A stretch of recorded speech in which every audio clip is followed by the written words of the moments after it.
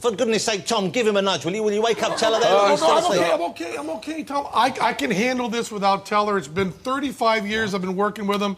Here's my chance to do something without him, okay? So let him sleep. Let him sleep. When he wakes up, I'll be working solo. Okay. I'm just going to shuffle these cards. All I want you to do, Tom, is just say stop whenever you want. Stop. Right there, kind of near the top. Take a look at that card. Right there at the top. Show it to the audience. Show it to the camera. I'll pretend I'm not looking at the monitor.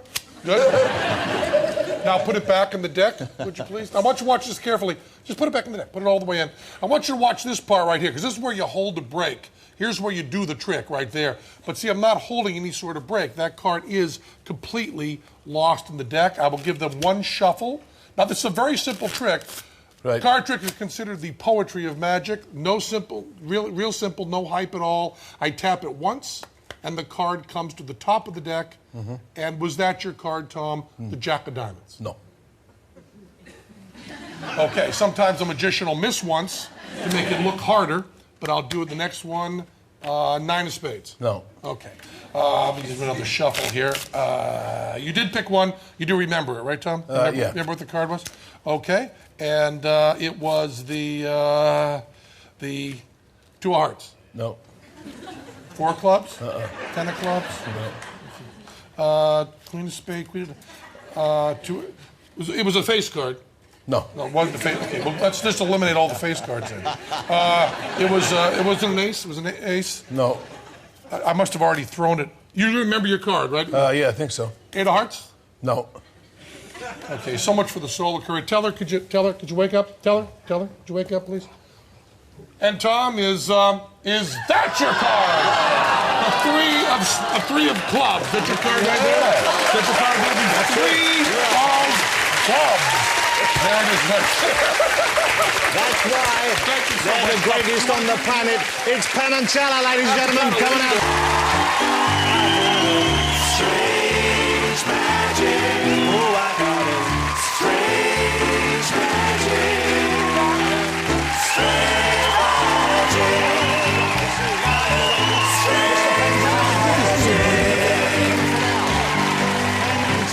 Teller and Penn. Anywhere you want to sit, it's fine with me. How lovely to have you back in the UK. Well, it's wonderful. It's wonderful to be here. You know, when I was juggling around Ellen, I looked at the monitor, and it was just this horrendous thing. It was like Sasquatch was attacking her. I was trying to get people to look at the juggling. It just looked like...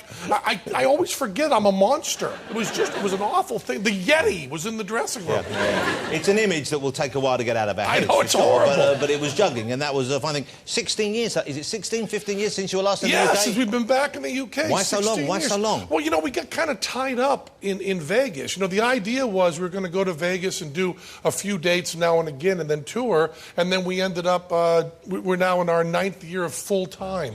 But that must be, is it nice to have a home like that, to be in one place? I guess you can do bigger and better performances. Well, you know, the thing is that you're supposed to go to Vegas and kind of settle in and retire and do the same show over and over again.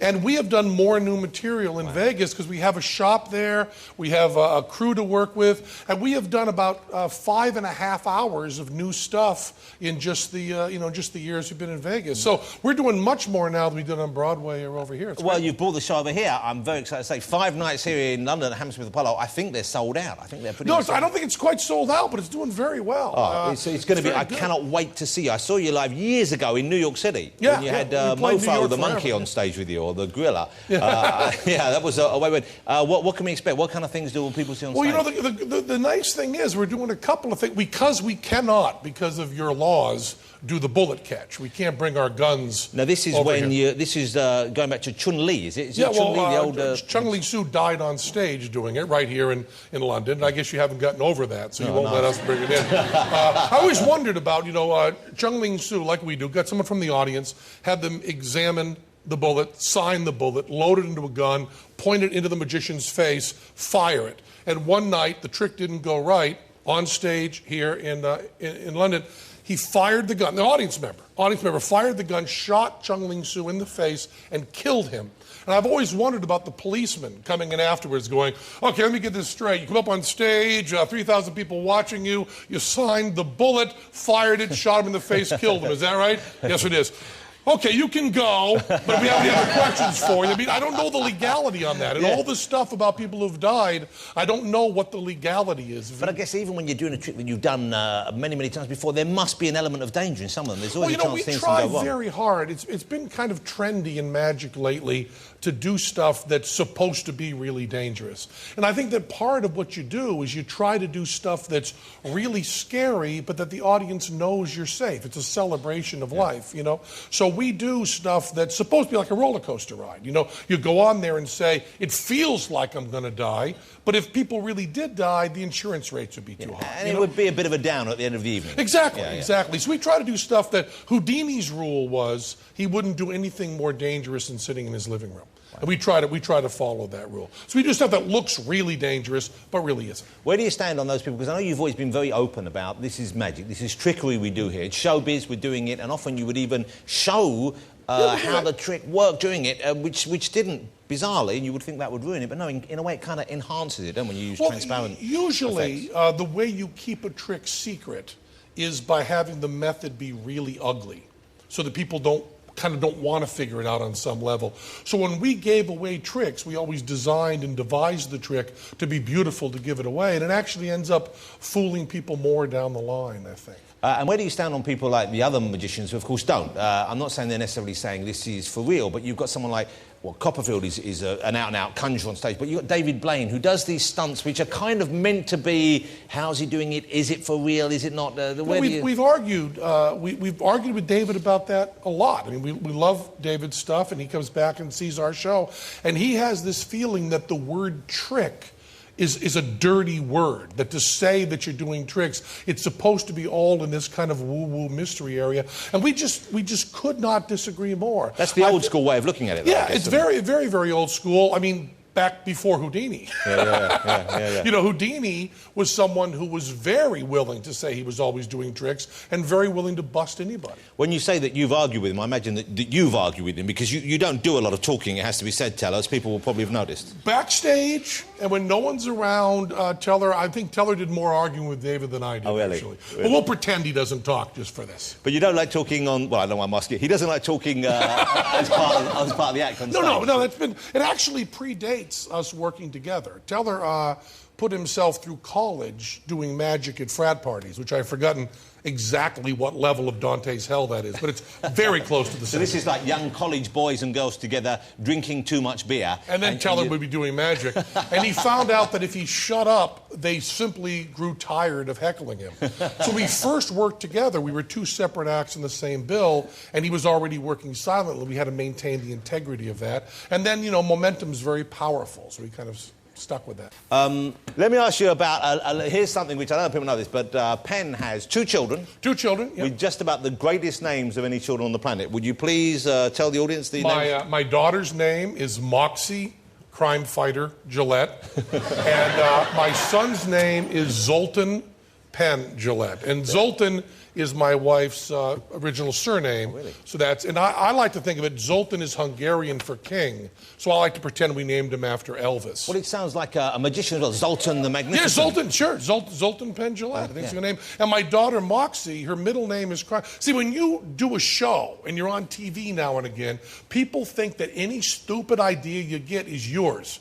And that's not necessarily true. My wife does not have a middle name.